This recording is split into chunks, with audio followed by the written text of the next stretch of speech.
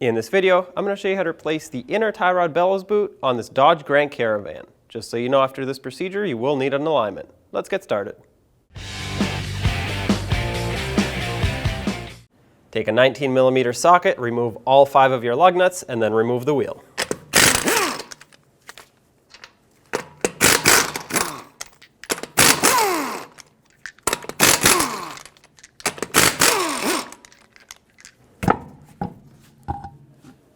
Now let's break the jam nut free so that the inner and the outer tie rod can spin freely. And I'm going to put a 22mm wrench on this, tap it with a rubber mallet. There we go. Work this back and forth a little bit. 18mm socket, remove this mounting nut for the outer tie rod stud.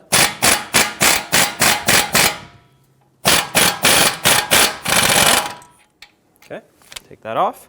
I'm going to put a little bit of rust penetrant right on the base here, and I'm going to try with a rubber mallet, not a steel hammer, to tap straight down on this stud. If that doesn't work, we'll grab a tie rod stud remover tool, just kind of like a fork that'll push this down. You want to try to avoid hammering on aluminum knuckles because you could damage them.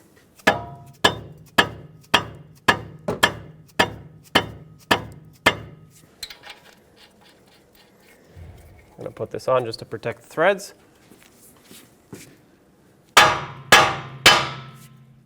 There we go. Now you can remove the nut. Threads are good. Take this off. Use a 14mm wrench to hold the inner tie rod right here where it's cut out for a wrench if you need to. And then turn the outer tie rod. Count the amount of turns that it takes to remove this so you can get it close when you put it back on. I had 21.5 turns. For you, it might be different, of course, but whatever number it is, keep track of it. Now we need to remove this nut to make space for the inner tie rod boot to slide off. Because it's a little bit rusty, I'm just going to wire brush the threads. Soak it with a little bit of rust penetrant. Now hold the inner tie rod with your 14 wrench, and I'm just going to put a socket on here to spin the nut off. And once again, this is a 22mm. Now take some pliers, remove this clamp. Now we have to get the inner clamp off. The easiest way to do that is with a pry bar. Put that pry bar right up against where the clamp gets pinched and hammer it. There we go. That released the clamp. Now you can grab the boot, pull it right off. There it is.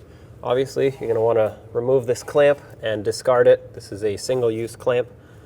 I'm going to clean right here on the power steering rack where the boot sits, just to make sure it has a nice clean surface to seal on. Take the new boot, slide it on,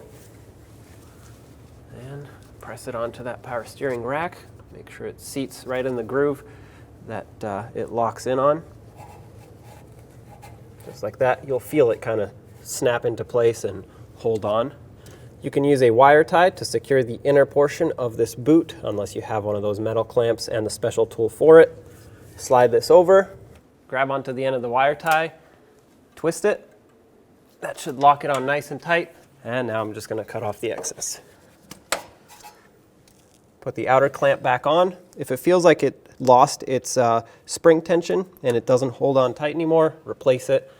I'm going to put some anti-seize on the threads of the inner tie rod, and then I'm going to put the mounting nut on, thread this on.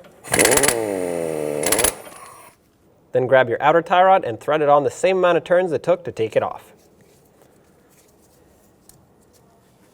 That's it right there. Put it through the knuckle, all the way. And of course, put the mounting nut back on. Snug it up. 55 foot-pounds is the torque for this mounting nut.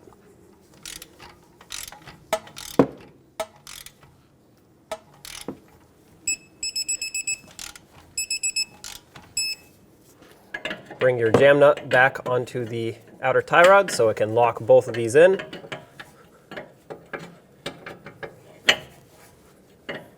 Make sure it's nice and snug. Then bring it back so the outer tie rod doesn't sit at an angle. Let's get the wheel back on.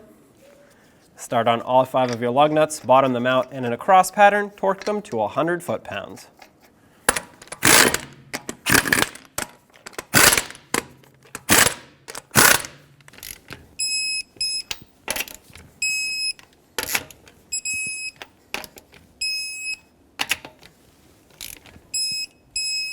Double check them.